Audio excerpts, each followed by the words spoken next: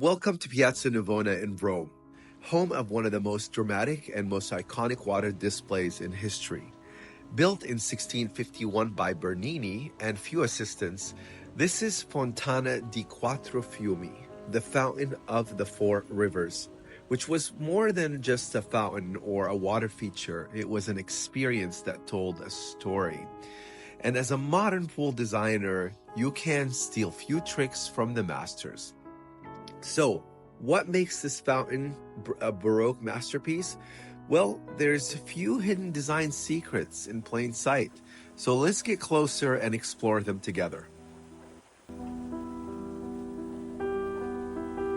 Tip number 1. Bernini didn't just create a pool of water. He sculpted a movement. Rocks, levels, layers, water at different heights. It all adds depth and drama. In your designs, always think of the layers, the different dimensions, and also the different planes, not just the surface of the water. Tip number 2. Tell the story with the materials. Bernini used texture, symbolism, and natural stone to tell the story. You can do the same. Mix materials, play with textures, and design with emotion, not just function or looks. Now, the rugged base, as you see, it's carved from travertine, same stone as used in the Colosseum. Travertine equals strong, it's local, and it has a rough texture. And it was carved specifically in a way that actually highlights that rough texture. So against the main subjects of the fountain, like the gods or the animals, that actually set it apart, while the colors actually intertwine beautifully, almost from the same family. Those two subjects are completely two different materials, and subconsciously you can actually see and feel the difference between the two. The base, which is travertine and it's really rough and rough cut, and the gods who are telling the story carved in marble. Marble equals affluence, equals drama and detail. So choosing the Carrara marble to offset the travertine for the gods is a brilliant choice. This way the story has different layers and different places to land. Next, we have the red granite obelisk, a massive structure that looks Egyptian but is actually not. This obelisk is actually a Roman copy from the 1st century AD, made to look like Egyptian and with fake hieroglyphics. And what's really wild, it was actually carved 1600 years before the Fountain of the Four Rivers was commissioned. It's a great example of not just how to mix materials, of how you can work with existing architecture or existing materials or pre-existing elements on the project. Those kinds of projects have more unique story to tell.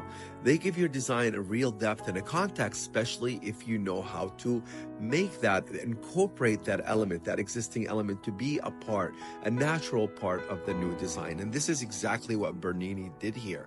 He didn't want to cover it. He didn't want to clad it. He didn't want to change the color of it. He actually wanted to remain that. When he was commissioned to build that fountain and design that fountain, that obelisk was located somewhere else, and he was told that he needs to incorporate that in his design. So he actually made it the focal point of the design by highlighting and keeping its original form and the original color, and elevating it on top of the new design really made it the focal point that drew you into the fountain before you got to see and engage with the actual subjects of the story of this fountain. Now on to the story of the four rivers and the four gods representing the four continents. Now, in each of the god actually tells a story of that region. The first one we encounter is the Nile, Africa, with head is almost covered because the source of the Nile at that point was unknown. There is also a lion and a palm tree to his side that actually adds to the representation of that region. Next, we have the Danube River in Europe. Here, the god is obviously reaching towards the Stemma Papale, paying his respects to the church and showing the deep connection this region has with the Pope at that time. The Danube is shown here as a strong, serene river represented by the horse placed beside it. symbolizes power, grace, and the flowing movement, much like the river itself. Next, directly next to the horse, there is Rio de la Plata, the Americas. He raises his arm in awe and fear, and he is sitting on a pile of coins. And there's also a snake approaching him from the top. Symbolizes the riches of that world and also the fears they had of this new world. Now, there has been a few untrue stories told about this god. Now, because of his arm raised against the St. Ennius Church directly across from this figure, it's been told that Bernini did this on purpose because of his disagreements with the church at that time. But actually, that is not true, because the church St. Ennius was built almost 100 years after the fountain was completed. Last and definitely not least is the Ganges in Asia. Here the god holds an oar. It symbolizes that the river is deep and calm enough to be traveled by boat. There's also a serpent or a river dragon near the Ganges figure that reflects the mystery and spiritual symbolism and Asian power, which aligns with the mystical and sacred nature of the Ganges in the Indian culture. And now to the real star of the show, the water.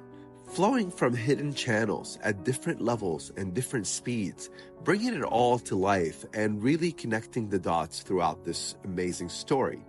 There's no electrical pumps, it's just gravity. Water flows from ancient Aquedotto Vergine using gravity only to power this fountain. 4 rivers, 5 materials, and 1 unforgettable fountain. Remember, powerful story always equals a timeless design. Thank you.